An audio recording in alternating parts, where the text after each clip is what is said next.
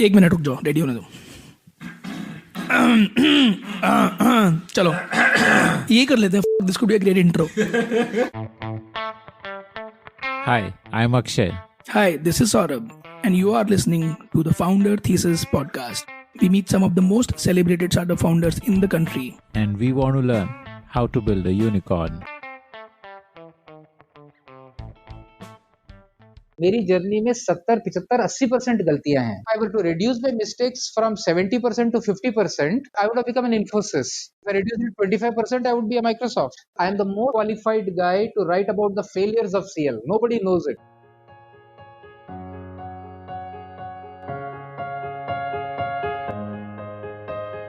Imagine coming from a family where your father would drop you to school on his cycle, where you had no TV at home but had a deep love for cricket.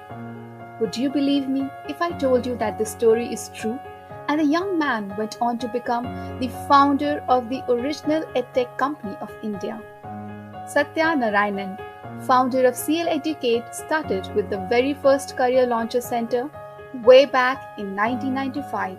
And his story is also the story of India's rise from poverty to being an economic superpower. Today, CL Educate's team is more than 1,000 employees strong, serving lakhs of learners in 150 locations across 10 countries. In this candid conversation with Akshay, Satya talks about his love for cricket and how that shaped him as an entrepreneur, how he scaled up Career Launcher and took it to IPO, and there's loads of wisdom and insight that he shares from his 25 years of experience as an entrepreneur. And don't forget to subscribe to the show through htsmartcast.com, Apple, Spotify, or wherever you get podcasts.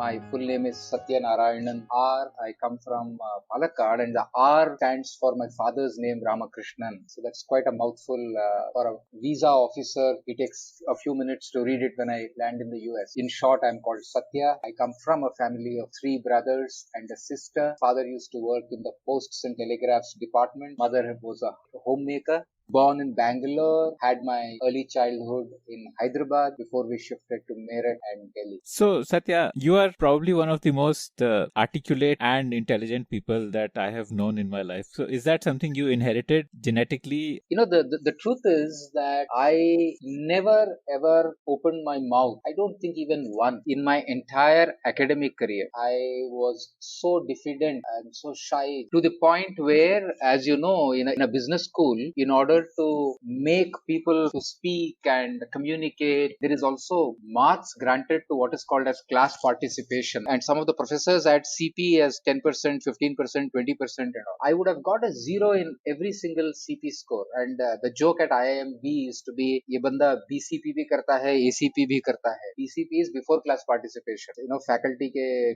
कमरे में चले जाना. After class participation, उसके साथ साथ फिर उसके कमरे में जाना. And the funniest thing of it is that when I started Career Launcher, I did not have the confidence that I can take a class. So I did all the mazuri, you know, the sales, the poster chipkana, the counseling, the cash taking, the enrollment. And when I had first batch of 34 students, I lined up 3 of my friends to come and take the first lecture. I think Career Launcher has been more of a launcher for me. I've learned a little bit of speaking after the age of 25 when I started Career Launch. So, how was it growing up in Meerut? I mean, you probably did not know Hindi when you moved to Meerut. What was that move like? First 13 years was in Hyderabad. So I've studied with Telugu as the first language, while the mother tongue at home is Tamil. And the Hindi that we would have in Hyderabad is the Hyderabadi Hindi. And that too, we had only heard, we would not speak. And you know, that was an era, it might sound very extremely funny. Name any 5 South Indian names, Akshay. I'm digressing in the interest of a little bit of fun and interactivity. I'm again naming friends that I know. Srinivasan, Satya, of course, is there. Narayan Murthy, again, big famous name. name.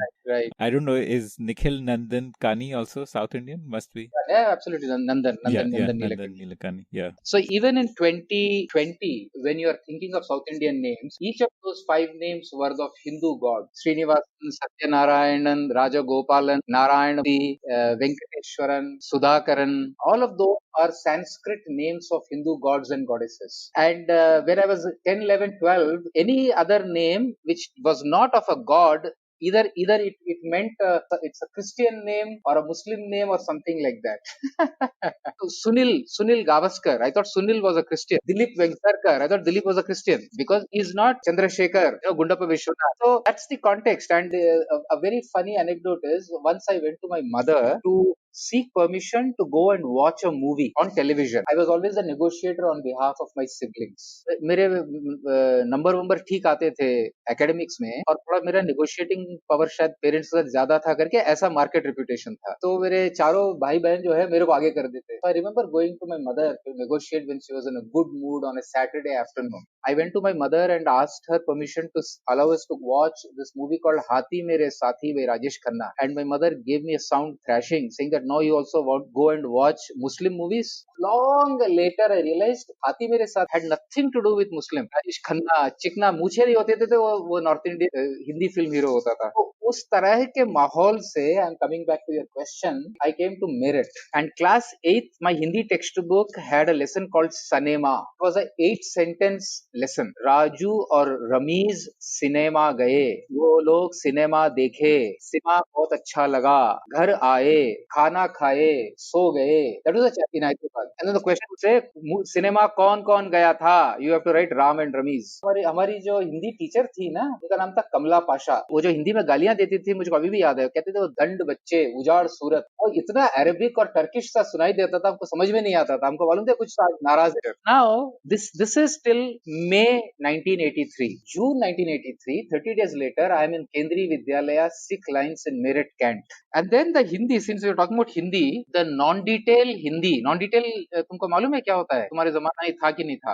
Her language में ना दो text books हुआ करते थे. एक होता था main text book और एक होता था जिसे नॉन डिटेल कहते थे. Non detail was a novel. तो मेरठ आया तो वहां पर जो प्रेमचंद जी का पाजेब जो है वो नॉन डिटेल था. इट्स अ ग्रंथ है वो मेरे लिए. एक लाइन से एक पैराग्राफ हिंदी पढ़ो मैं तो मूर्छित हो जाऊंगा. और यहाँ पर जो है क्लासरूम में टीचर और बच्चे लोग ना they are having a discussion in Hindi Urdu and look at them as if I am watching a tennis match between जोकोविच and Roger Federer. Every sentence would have 3 new words I've never heard in my life. The deep end induction of mine into Hindi, Hyderabad to Meerut, was from Hindi non-land to Hindi deep land. It was not even Delhi. Meerut में तुम अंग्रेजी बोलोगे तो वो तुमको वही गाड़ देगा. You grew up in a lower middle class family, I believe. What was that like? And I believe cricket had a big part to play in your childhood. So when did that passion for cricket start? You know, radio commentary का जमाना था. Kapil Dev and Sunil Gavaskar were the pride of the country. So वहां से शुरू हुआ colony में खेलना वगैरह. Before that your question about the family, yes, you know, it was a lower middle class family. My father would bicycle to his office in Hyderabad, maybe 8-10 kilometers. 3 boys and a girl to feed at home. Took a 5,000 rupee departmental loan to build a house. Can you imagine that? Hyderabad in 1972 took a departmental loan of 5,000 rupees. Then I think a few years later he enhanced it to about 21,000 rupees. That was his house building loan, जिसको उन्होंने अगले मेरे ख्याल 20-22 साल में चुकाया. तो उस तरह का family. Biggest asset was bicycle. We did not have a radio. Forget about television, dining table, refrigerator. All of these I bought for my home after my IIMB and after my job in 1993 and later. It was a different era. The pride was how are your kids doing, and not what is the material possession of your home. Or at least my parents chose to stay in that kind of a mindset and ecosystem. And my parents continue to live their life that they know, very simple. They continue to be role models for me. My father and mother now speak in Sanskrit at home. So, you know, they've been lifelong learners. After they retired, they went back and did their masters in Sanskrit remotely from Venkateshwara University, Tirupati. And now both of them, they teach Sanskrit free of cost to youth through their affiliation with an organization called the Samskrita Bharati. So somewhere I can see the roots of your becoming an education entrepreneur coming from your parents. I mean, one thing, of course, is that most entrepreneurs are relentless learning machines, and probably that is something which you would have imbibed from your parents. Yes. In fact, my father's father was a Bakaida teacher until he retired. And even my father, he spent a lot of his time in the posts and telegraphs department stint that he did. He would be affiliated with the telegraph training institutes in various parts of the country. पढ़ने पढ़ाने का शौक है और इस बीमारी का जो DNA एनालिसिस करोगे तो ये it goes all the way up to this our genetic code of the Ayers from Palakkad, Kerala. Ayer नाम सुना है ना? Ayers and Iyengars. So we are the Ayers. वो लोग लाइक वही चीज कर सकते हैं, किसी भी सूरत में कहीं पर भी उसका कपड़ा चेंज हो जाता है, लेकिन ये लोग या तो पढ़ाते हैं, मास्टर जी की नौकरी करते हैं, या खाना बनाते हैं। का जो मॉडर्न होलिया है, that translates into professional consultant, software, chartered accountant, technically knowledge workers. पहले पुरोहित हुआ करते थे, पंडित हुआ करते थे, मंदिरों में काम करते थे, अभी पुरोहित का ही काम करते हैं, लेकिन मॉडर्न मंदिर में काम। So when did you get serious about cricket as a possible path for you to take? In 85 in Meerut, during the summer holidays, there was this small piece of article that came in the Hindu edition, or was it Times of India? I don't know. उसमें छोटा सा piece था. It was like a 30-word article on the sports page called Bedi to Coach. And I and my brother and one or two friends in our colony, we used to go to the cricket stadium in Meerut and play regularly. So summer holidays था, तो मैं भाई के साथ, मेरा बड़े भाई के साथ मैं दिल्ली आया, बस पकड़ के। उस टाइम लगता था कि मेरठ से दिल्ली जाना, it used to be like a pilgrimage types. बस में 3-4 घंटे लगते थे. And how old were you? I was 13, 14. So we came to that thing, and selection trials happened at National Stadium. Maybe 1,000, 1,500 children, from whom they had to choose 30 each in the under 15 and under 19. So I joined the under 15 trials, and my brother joined the under 19 trials. Fortunately, I got picked up among those 30 kids in the under 15. That was a 45-day camp to happen in Delhi, and then we stayed at an uncle's place, and we would go. This was somewhere near Kasturba Gandhi Marg, and we would walk down to National Stadium. At the end of that camp, I got picked up best trainee and this and that. Then Bishan Bedi sir called my father and persuaded him that I think he can play cricket. Why don't you shift him to a school in Delhi? My father said, "Boss, badi mushkil se khana wana banta hai. Ye kaise?" He is a guy who's dedicated his life to cricket. Those things are not known usually in the media, but he would do this to half a dozen kids every year. So he said, "नहीं, आप चिंता मत करो, मैं admission कराता हूँ, school fee wave हो जाएगा, all of that." And he took me to a school Ashok Vihar में called माता जयकौर Public School. मेरी एडमिशन वहाँ कराई. We used to live in that uncle's home, I and brother, and then I used to go to National Stadium, and then that's when I started playing for under 15, the 17, all of that. So in 85 to 1991 was the peak. I was doing nothing but playing cricket, to the extent I dropped my class 12th board exams in 1987, spent one more year in school playing one more year of cricket, and then moved to college in 1988. But why did you drop? Did it increase your chances of getting selected if you were in school, or what was the reason? See, there used to be, abhi to change ho gaya hai. The under 17 tournament was called the Vijay Hazare Trophy, and under 18 is called Kuch Bihar. So I was still eligible to play one more year of under 17. You have to be under 17 and you should still be in school. एक साल पहले बचपन में जाके college क्या करेंगे, एक साल और खेल लेते हैं करके I persuaded my parents कि देखो लाइफ में खेलना तो क्रिकेट ही है. My friends still in that WhatsApp group of that Mata Jayakor Public School, they haven't recovered from that shock. बंदा जो है बोर्ड एग्जाम देने नहीं पहुंचा. So in the evening, they were all frantically looking in the non-mobile, and even landline phones were not there in anybody's house. Na? Call our neighbor to ask, please पड़ोसी को बुला देंगे, वो जिंदा है मर गया, आज मैथ्स का एग्जाम था, क्लास बोर्ड वो आया नहीं. And I continued playing until the college, which I went to St. Stephen's, and then as the college was ending, is when I had to start making a little bit more harder choices of what is it going to be primary and what will be second. So why did you not make cricket primary? See, cricket was was primary, as I said, from 85 to 91. If you actually look at the careers, this is the way I look at it. It's not necessarily the only way to look at it. You get a very good sense of is your career taking off or not. For example, 85 to 87, 88, the rise was meteoric. I was aware of the gradient that I was traversing. And to the extent where, I've played cricket with practically any name that you can mention in that era. Maninder Singh, Kapil Dev, Navjot Singh Sidhu, Chetan Sharma, Manoj Prabhakar, and we used to bowl to them in the nets. Indian team would come to practice, play local tournaments in teams that are captained by Kapil Dev or Sidhu or somebody, and they would know you.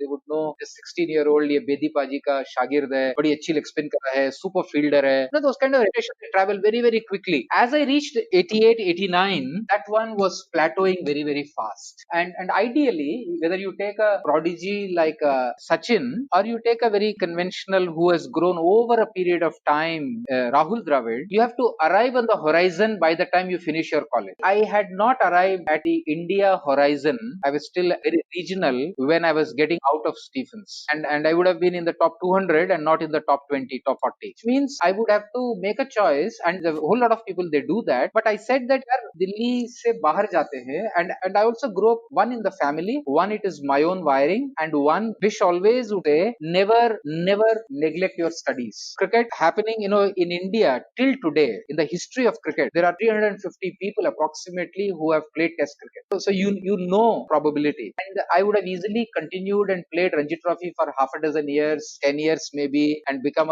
in the later era commentator. वो सब ठीक है, but to me that was not very exciting. I've always been a little guy who doesn't make the choice happen to him. I must make the choice. 1990 मैंने cat के season में MBA का पता चला था. वो ऑप्शंस थे GRE शेयरी दे के बाहर जाना, लेकिन उसमें क्रिकेट बाकायदा बंद हो जाएगा. दूसरा है the school that I went to eventually, Akshay, it was a school called DAV Jangpura. क्योंकि मैंने 12वीं एक साल ड्रॉप, तो मैं स्कूल भी चेंज किया. I wanted to get into a school where cricket was religion. अगर आप कहो दोस्तों के बीच में कि तुम कॉलेज जाने का सोच रहे हो 12वीं के बाद, आपका रेस्पेक्ट बढ़ जाता है. और अगर आप कहोगे कि आप नॉर्थ कैंपस कॉलेज को एम कर रहे हो, तो लोग बोलेंगे कि ये थोड़ा सा ज्यादा बोल रहा है. और अगर मैं सेंट स्टीफेंस देख रहा हूँ तो लोग बोलेंगे ये तो पगला गया है. बट आपने स्टीवंस क्रैक कैसे किया? मतलब आपके पास टाइम था पढ़ने के लिए? Because I am sure Stephens का कट ऑफ उस टाइम पे भी कॉम्पिटिटिव रहा होगा. हाँ, कॉम्पिटिटिव था, और मैं स्पोर्ट्स कोटा में नहीं किया. मेरा PCM में 91% आए थे. Was it because you were a gifted student? Yeah, you put in time to study. I've always put in time. At the same time, maybe this need for excellence, you call it or whatever, work hard is a congenital disease for me. I never show up for anything without my homework. Homework in an exam for me means मैं mathematics में 100 attempt करूंगा, और मेरे पिताजी को मुझको explain करना पड़ता था कि मेरे सिर्फ 97 क्यों आए. ताकि मेरा report card sign करने में आनाकानी करते थे. So I cracked through my board results, which at that time cutoff perhaps was 85 or something. I got a 90 or 91, 90.33 was all subjects, and 91 something in PCM. And with my percentage, with my cricket background, asking for BSc General, वो वैसे ही थोड़ा पागल हो गए थे. My school was very proud that अपने अपुल से एक बच्चा न सिर्फ कॉलेज जा रहा है, न सिर्फ नॉर्थ कैंपस जा रहा है, वो तो स्टीफेंस में जा रहा है. तो वो माहौल था. लेकिन जब स्टीफेंस खत्म में कर रहा था, तो मैंने कैट देकर मैं अल्टीरियर मोटिव IIM बैंगलोर वाला ये था कि मैं शायद बैंगलोर पहुंचकर मैं क्रिकेट खेलना शुरू करूंगा कर्नाटका के लिए. Because Delhi is hyper competitive. If you are in the top 30 of Delhi in that era, it is true for Delhi, Bombay, then you can walk into any Ranji team in any part of the country. Reason they would go and play in other cities because Delhi में इतनी जगह नहीं है, 11 जने ही खेल सके हैं. So you were clear कि IIM Bangalore ही जाना है because of Karnataka team. Fortunately, among the IIMs, मेरे को एक ही IIM कॉल आया था. मैंने कन्वर्ट कर दिया, वो थोड़ा मिराक्युलस था. बट जब बैंगलोर मिला, तो उसके अलावा अहमदाबाद मिला, NID, दिल्ली में FMS मिला. Because it was an IIM and Bangalore, there is no doubt. And Karnataka also was a great team. So I requested Bish, and Bish spoke to Gundappa Vishwanath, and I went and I started playing cricket the next day in KSCA after I reached Bangalore. And what I carried with me from Delhi to Bangalore in the Karnataka Express 40-hour journey was just my cricket kit bag with a shorts and t-shirts, and jeans भी नहीं था अपने पास उस जमाने में, गरीब लोग हैं. But at the end of the first term in IMB, I got 2 Ds. And as you know, if you get 3 Ds in first year, you're retained. If you get 4 Ds, you're thrown out. And first term is only 6 out of the 18 subjects of the year. So 6 में 2 Ds हो गए थे, तो उसी curve को हम extend कर देते. I would have accumulated 6 Ds. So I promptly said कि बॉस ये नहीं हो सकता. अभी हम जो है थोड़ा from a professional cricket stream थोड़ा king among amateurs में शिफ्ट कर जाते जाते हैं. IIMB क्रिकेट टीम हुआ करता था, उसको थोड़ा सा दुरुस्त करके वर्स ये वो सब फिक्स करा के I resigned myself to a life of a cricket lover and created an organization called Federation of Failed Cricketers of India. उसका मैं founder chairman हूँ. So was that IIM Bangalore experience transformational? Like typically for most residential 2-year programs are like transformational for people who go through those programs. Was it the same for you? I would have been a nobody without IIMB. I'm deeply grateful to it. Faculty बहुत inspirational होते हैं और वहाँ पर भी वैसा ही था. But it is very cutthroat. What is poor emotional intelligence you see there? How to excel at the expense of your friends you learn there. And it is nothing to do with IIMB. See, think of the contrast where the academic system is set up saying that you have to fail the bottom 20% of the batch. Only 15% of the class can get A grade. And contrast it with cricket where you put the purpose of the team ahead of yourself. So the value mismatch was humongous. And I literally struggled and I reached a point very quickly at the end of first term that this is a place where it's a rat race, and at my best also I cannot win this rat race. It's just impossible because guys were so brilliant. You know, in my academic career ever, I've never been number 2 or number 3. I've always stopped, and not because of anything, just because I could put away the cricket kit and study for 60 days and crack the exam. But inherently I was not deeply in love with physics or chemistry or something. I would do it because I have to crack the exam. Whereas IIM Bangalore में मेरा rank 143 या 145 था 160 के batch में. I was in the bottom 15 of the batch because it just didn't look like I will want to compromise or give up anything in order to be a topper here. Number one. Number two is मेरी शायद औकात ही नहीं थी. And I realized that succeeding here on the yardsticks that these guys are measuring has nothing to do with the life after this. I did not think it had anything to do from the real life that I came from. So I think from that point of view, IIMB was a little bit of a disappointment. It has gone to dogs now. ये यहाँ की बात नहीं है, ये Harvard में भी ऐसा ही है, स्टैनफोर्ड में भी ऐसा ही है. ये सारे temples of higher education, they have stagnated, they have not reinvented themselves. So it's another story. So coming back to your question, yeah, I think a couple of professors were truly inspirational. I continue to be in touch with them. Friends have been for lifelong. There's no doubt. Both of them are extremely brilliant people doing extremely well for themselves. But the template of education there, I hugely have disdain for, and I merely was biding my time to get out. कि बस 2 साल में मेरे को exit gate से बाहर निकलना है, मेरे को entry gate या पीछे वाली gate से ये लोग बाहर ना फेंक दें. मेरा यही goal था. So you got placed at Ranbaxy. Did Ranbaxy not have cutoff of grades and all that? No, actually Ranbaxy was an upstart company. At that time it was like 150, 200 crore company, and then beginning to internationalize. Indian pharma industry was going through, and it had a new management in that son, Dr. Parvinder Singh. He had done his PhD in pharmacology or something in the US and come back. The CEO was a gentleman called Brar. He was also a young gun at that point in time, FMS batch, about 15 years senior. So for them, it was a biodata for them to go and recruit from an IIM. That I chose to come to Ranbaxy was a big tick mark in their biodata. In my batch, the management trainee batch of Ranbaxy was about 24, 25 people. And the Ranbaxy management trainee program was a 8-9 month program. We were treated like royalty. I opted to be in India sales, but as a first job, they gave me India product management. So I was handling a couple of molecules, a couple of drug brands. So what does product management mean for a pharma company? I mean, I understand product management for tech companies, but what is it like for a pharma company? So product management for tech company in some sense has been the adaptation of a similar idea from an FMCG or pharma. So for example, both Glaxo and Ranbaxy and Pfizer would have the same salt to treat, let's say, a respiratory tract infection. कोई penicillin है या ampicillin है, norfloxacin है, जो भी है, वो जो core salt जो है वो तीनों के पास सेम ही है. लेकिन आप जेनेरिक प्रोडक्ट को कैसे आप ब्रांडेड प्रोडक्ट बनाते हो, कैसे ऑगमेंटेशन देते हो वैल्यू का, कैसे पोजीशन करते हो, कैसे प्राइसिंग करते हो, all of those 4-5 layers where a generic need which can be met by a generic product is addressed by you in a branded way. That's your job. See, very similar to there is a coconut oil from HUL, there is a coconut oil parachute from Marico, there is another coconut oil from ITC, but these three are coconut oil. निकला तो नारियल से ही तेल है, लेकिन किसी ने उसमें लवंग डाल दिया, सुष्मिता सेन को खड़ा कर दिया या कुछ और कर दिया. All of the augmentation that you do it as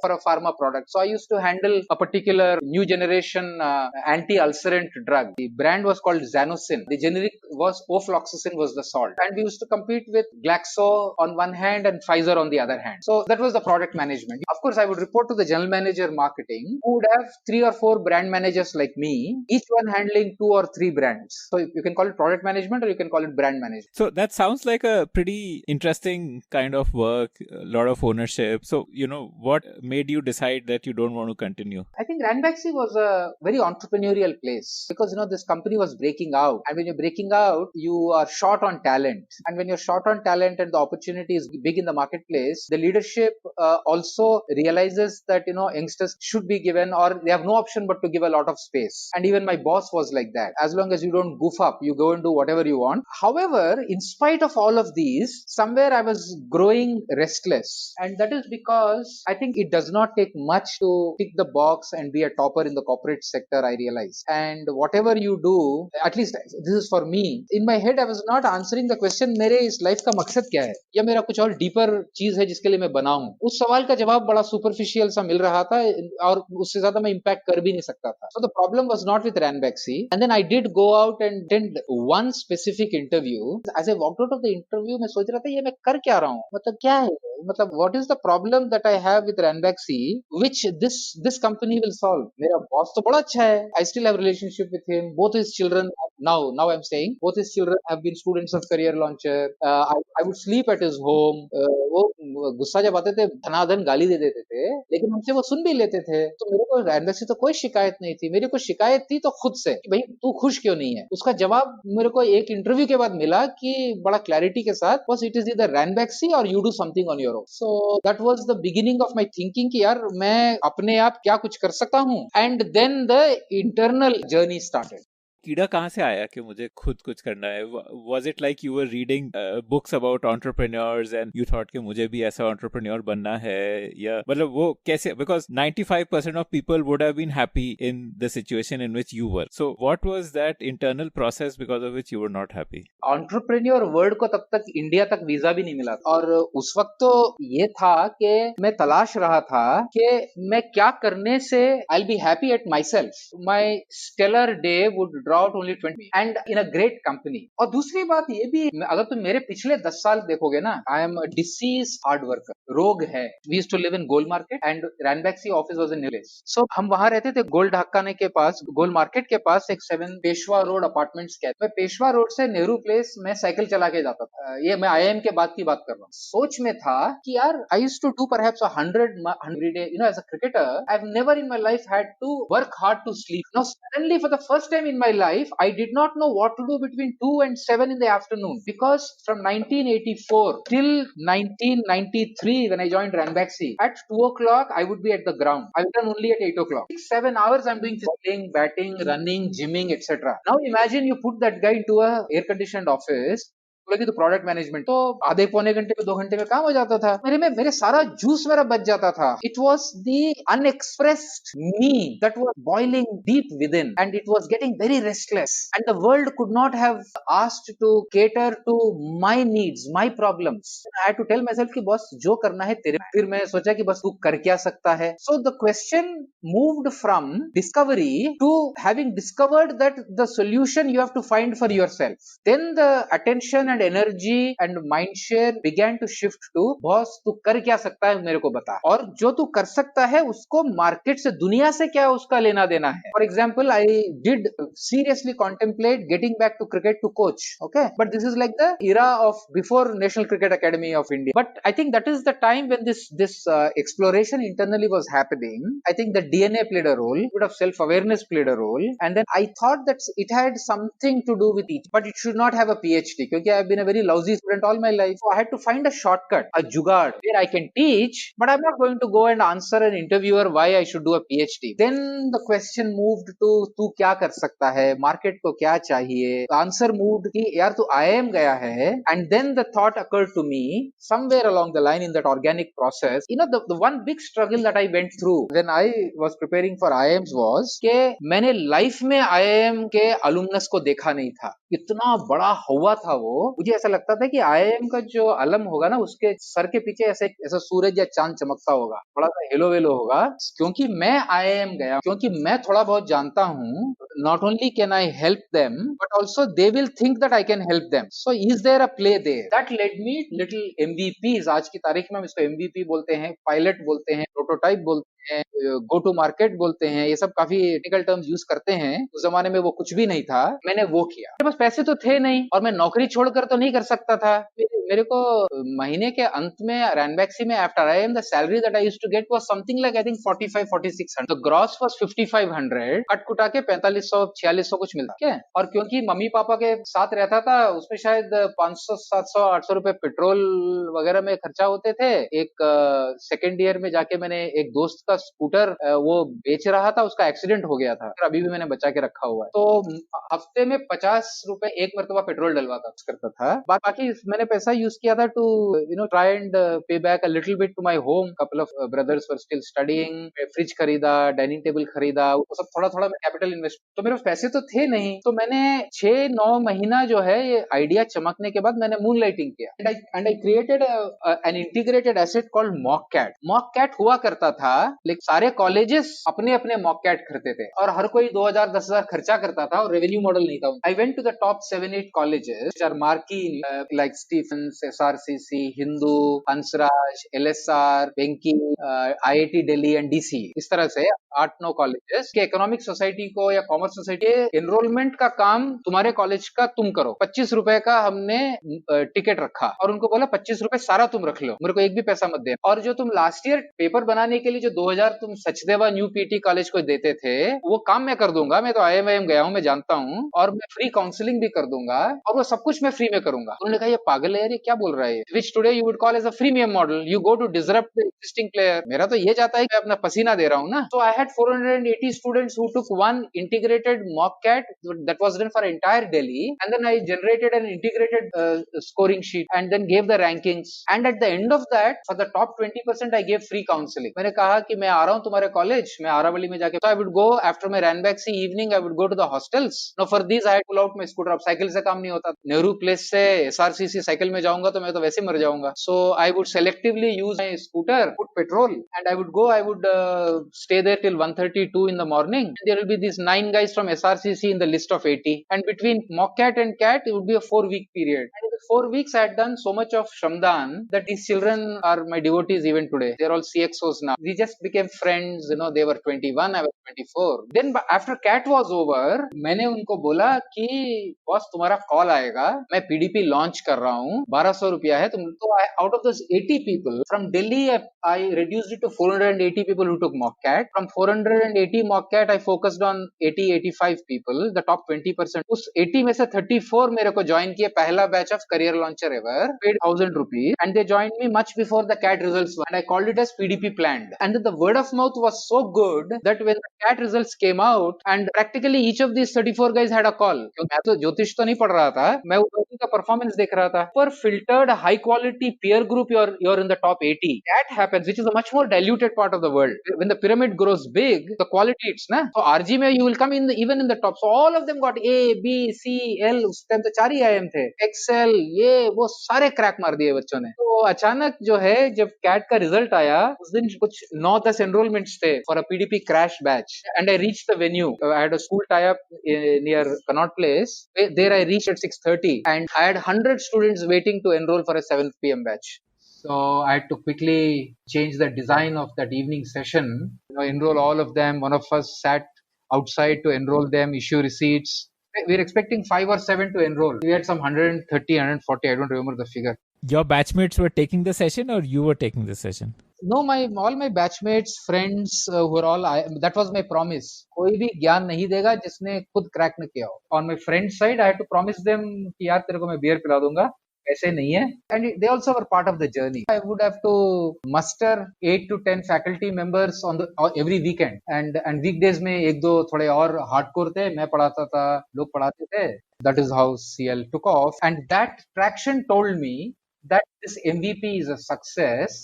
And at the end of first year, my revenue was 96,000 rupees. And my salary was 96,000 rupees. So it told me, मतलब शाम को 7 बजे से लेकर सुबह 3 बजे तक काम कर रहा हूँ, तो इतना है, मैं नौकरी छोड़ दूंगा तो इससे बुरा तो नहीं होगा कि मैं काम चला लूँ। ऐसा करके then I took the plunge in July 1995. I quit Ranbaxy. So that was the starting point of CL. The journey continued. It was pretty rapid growth. I managed to convince one good friend of mine to join me full time every year, and the company could take the overheads. They are all there in the company even today. Gautam Puri was the first guy, Shivku was second guy. 98, Srini joined. 98, 99, Nikhil joined. 99, we went to the IIM campuses to recruit. And what was the revenue like for each of these years?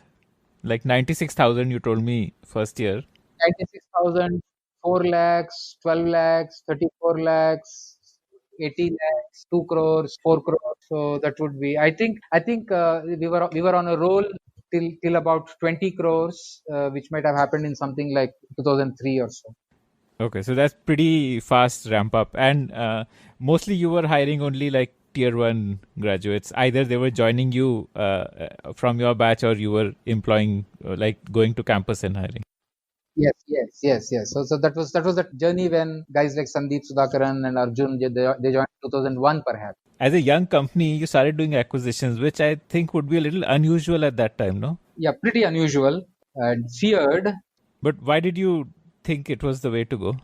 No, I think it was more of a need. Need is the mother of invention, ना? क्योंकि strategic thinking नहीं था इसमें बड़ा simple सा logical connecting the two dots था. For example kits was the number 2 brand in Bombay after IMS for cat coaching.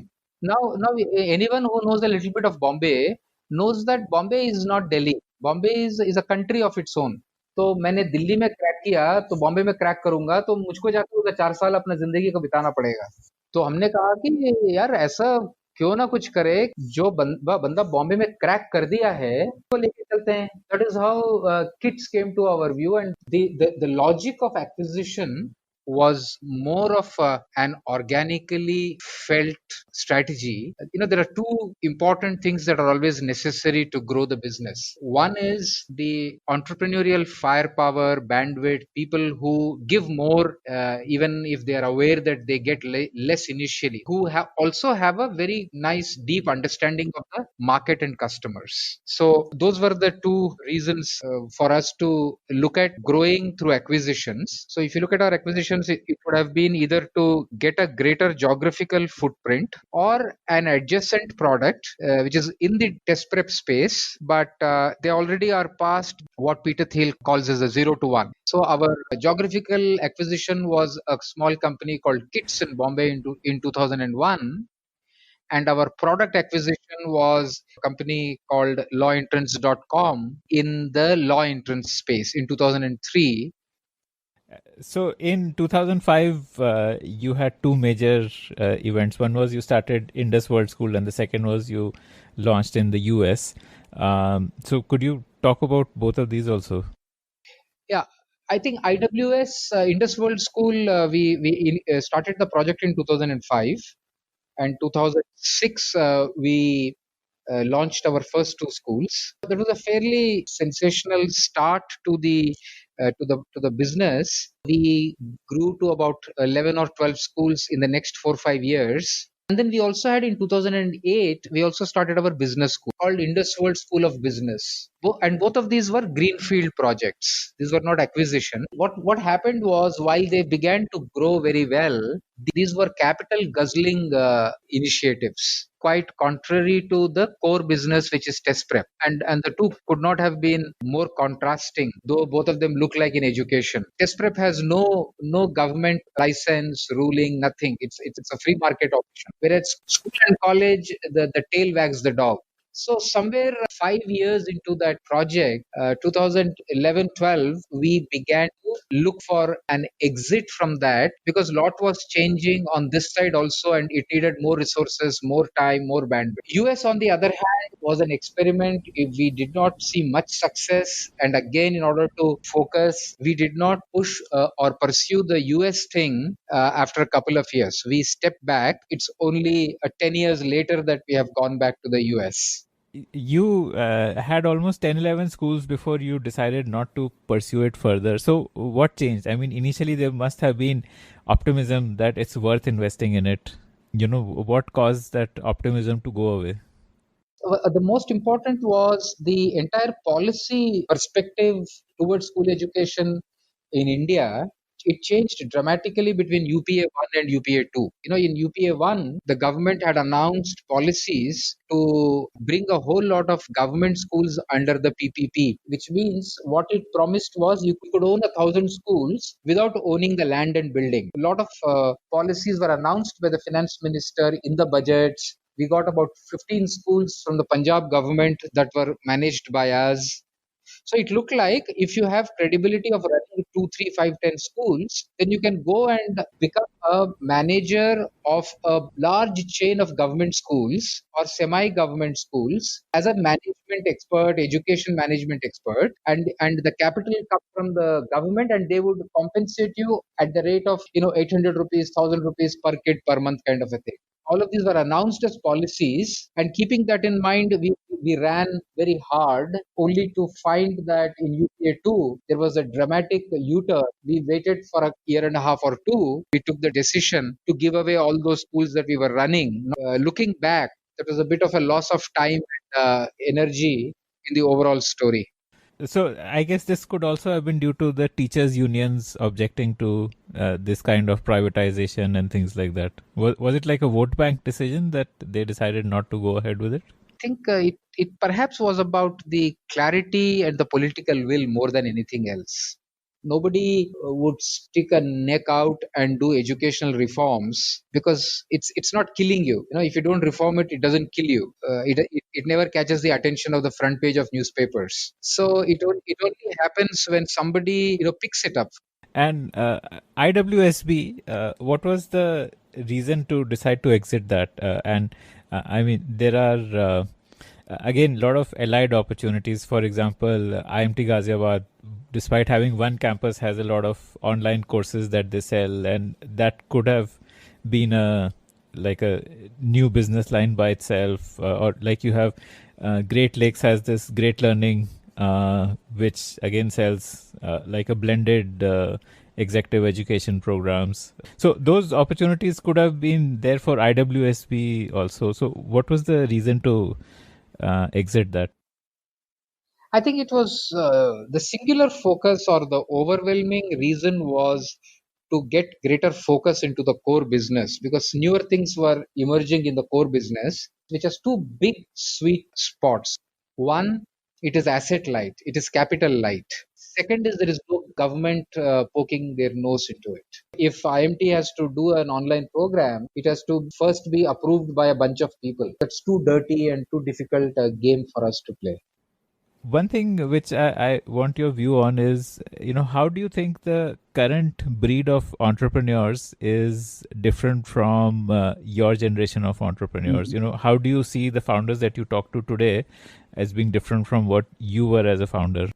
I think, entrepreneurship actually is always the resonance between the inside out to the outside in. You can keep the geography as constant. An entrepreneur in Delhi in 1995 and an entrepreneur in Delhi in 2020. And both, for a moment, assume that both are the same person also. Okay. Which means you have kept two out of the three variables the same. But the third variable, which is the infrastructure, bandwidth, internet, consumer power, purchasing power, government policies, all of those have changed. For example, now capital is easily available, which is a big difference. Entrepreneurial ecosystem, mentors, much easier today. Number two, there is much less risk and shame of failing today, to the extent where people have begun to start writing, anything you do, it's a startup. And in some sense, it is good, because the moment some youngster turns into an entrepreneur, he is moving into a mindset of a creator and not a consumer.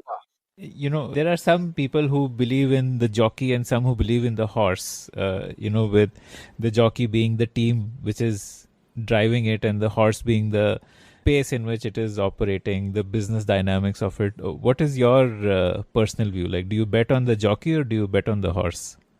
See, both are important. So I think the horse and jockey is a unit. You have a great horse and a poor jockey, It will run well for some time and then go rogue. Okay, but a great jockey and a poor horse will go nowhere. It will not even take off. So the ability to pick the horse is also, in my mind, is a representation of the jockey, because I can't be identifying the horse and the jockey separately.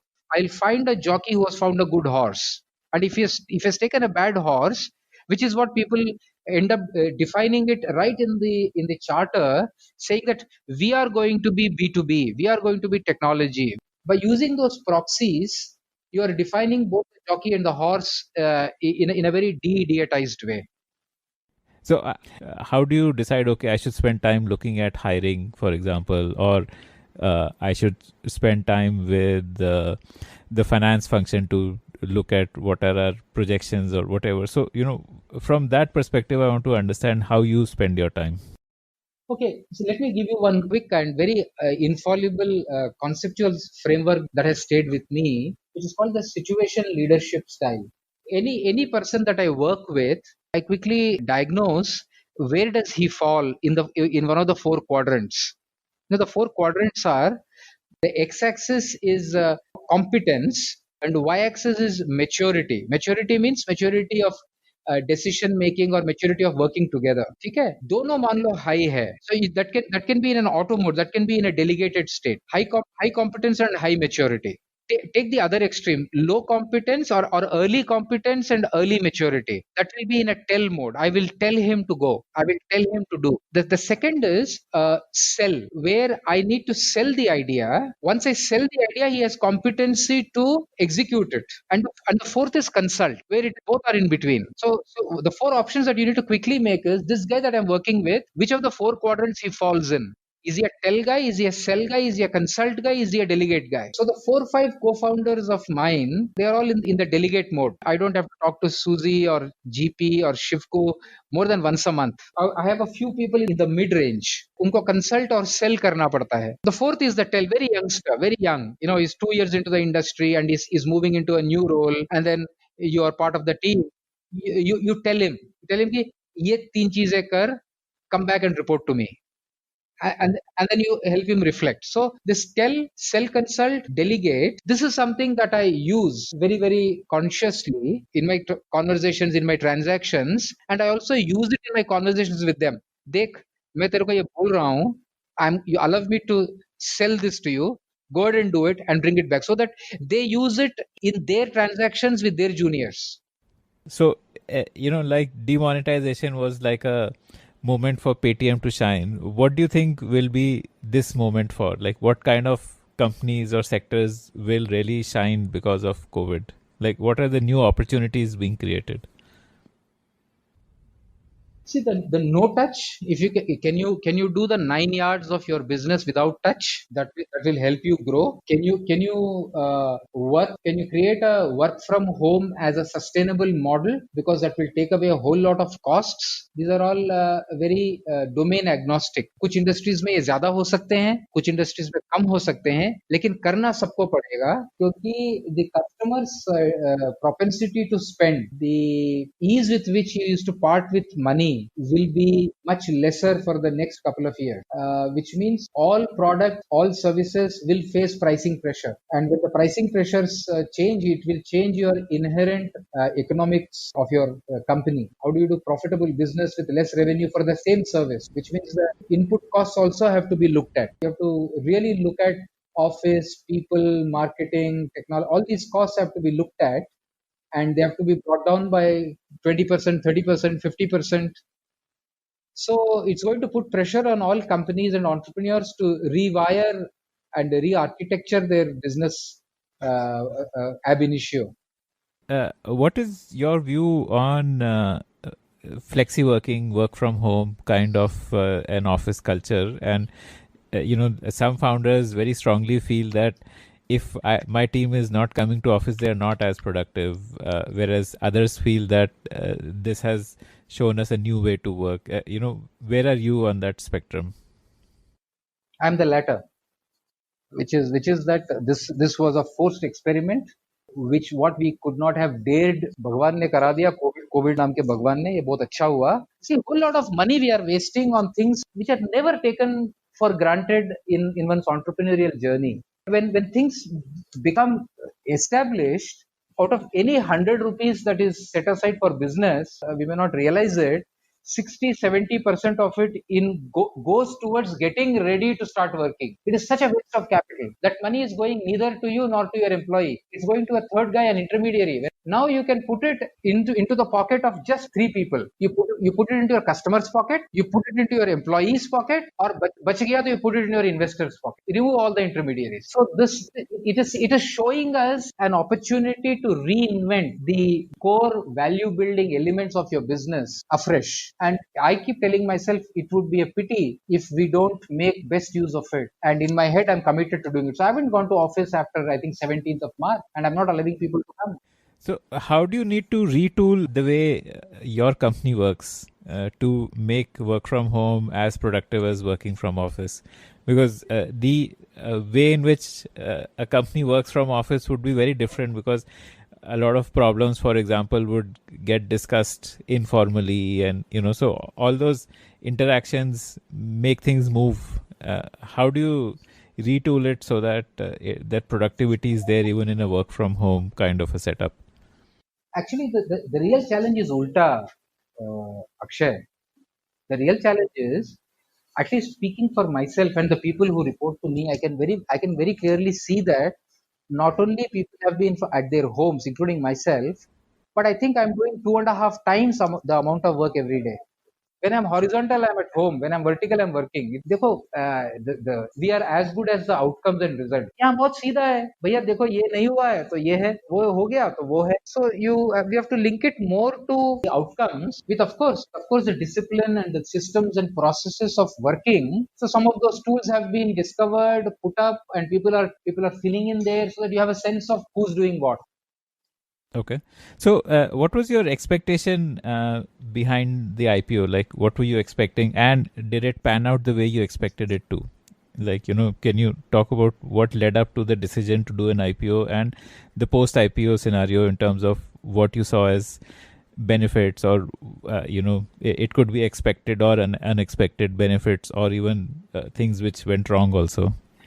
You see, the couple of things that were very, very, very clear in my mind, to the best of my wisdom and understanding, that an education business should have a 100-year perspective, and it can have. Okay, the technology that it uses, the strategies, the products, the people, the leadership, the chairman, everybody could change. Unlike some other businesses, education is a very long-range business, and in the long-range business, if you have to institutionalize it in the modern democratic capitalist world, going to the stock market and listing it out and a million people owning your stock and putting different kinds of balancing pressures on the management is a very healthy thing. It's like a democracy. You are democratizing leadership. You are democratizing value creation. Okay. So, and as an entrepreneur, I thought that people can climb many milestones by doing bunch of things. Taking a company post the IPO was a very important milestone in my mind. What perhaps has not gone well. So until the IPO, it has gone extremely well. We had a great IPO. When I say great IPO, it was pricing was good, great investors came in, and the entire journey of the pain, challenges that we took, all of those were all worth it. I think what has been challenging has been the post IPO in terms of the investor appetite, and a lot of it owes to a few listed companies going belly up because of various reasons. So there is this significant bunch of people who sit on this judgment that we still don't have an education company which has built a lasting value for the shareholder. And the case was similar in China until 2007-8, maybe 10. Okay, but in China today there are half a dozen $5 billion companies market cap which were less than 50 million in market cap 7-8 years ago. Okay, so अब ऐसा होता है ना कि commentator तो पीछे ही देख के खेलता है, वो यही बोलता है कि पहले किसी ने नहीं बनाया तुम नहीं बना सकते, लेकिन जब रोहित शर्मा को डबल सेंचुरी बना दिया तो उन्होंने कहा कि वाह भाई वाह क्या बात है, हो सकता है. तो अगली मर्तबा every time Rohit Sharma scores 100 they want to score a double 100, और 164 पे आउट हो गया तो बड़ा बेकार प्लेयर है. So commentators were never wrong. You have to stay hungry, you have to stay foolish. That's the fundamental attribute of an entrepreneur. If an entrepreneur tries to be wise, he has to quickly become a commentator or a board member. You can either be wise or you can be foolish, or you can be a commentator or you can be an entrepreneur. So I'm a player still. I know all the weaknesses. I know I can write a story of just the failures of career launcher. It is better to write it when it's a $2 billion market cap. Then people will lap it up. मेरी journey में 70, 75, 80% गलतियां हैं. 20% आप ठीक कर लो तो आप अपने कंपनी को आईपीओ ले जा सकते हो. एंड आईपीओ को ले जाना is far more difficult than a Series B, Series D in the private equity market. And build a profitable company which is profitable 24 out of 25 years. But if I were to reduce my mistakes from 70% to 50%, I would have become an Infosys. If I reduce it 25%, I would be a Microsoft. But these are best spoken by the entrepreneur. I am the most qualified guy to write about the failures of CL. Nobody knows it. I know it. So बहुत सारी गलतियां हैं.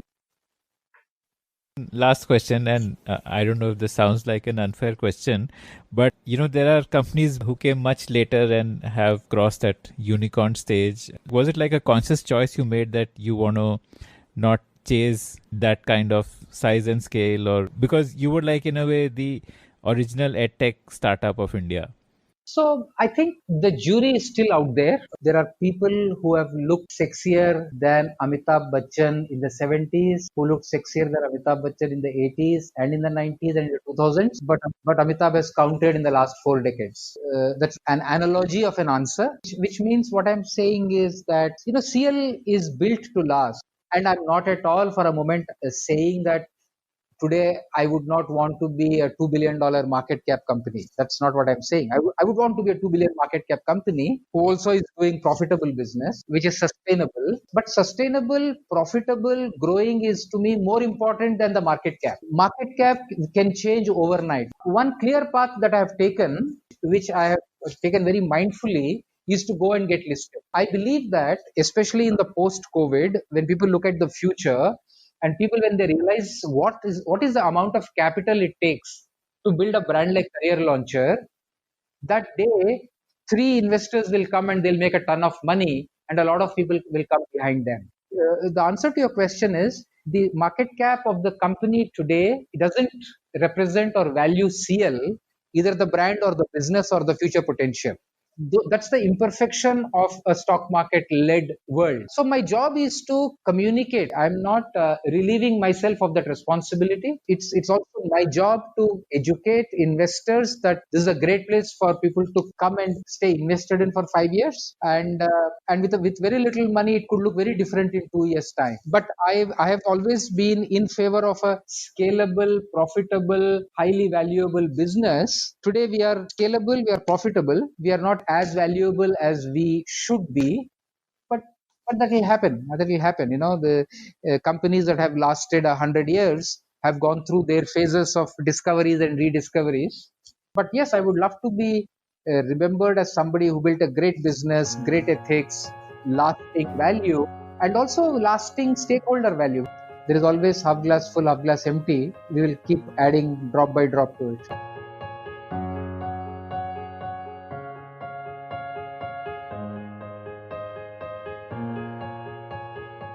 If you're as inspired by this story as we are by Satya's amazing journey to IPO and beyond, then do consider getting involved with CL Educate by becoming a teacher, a business partner, or even a part owner by buying their shares.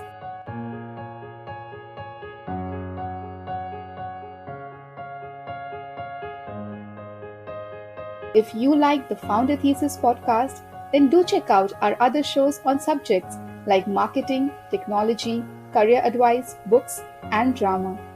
Visit thepodium.in, that is thepodium.in, for a complete list of all our shows.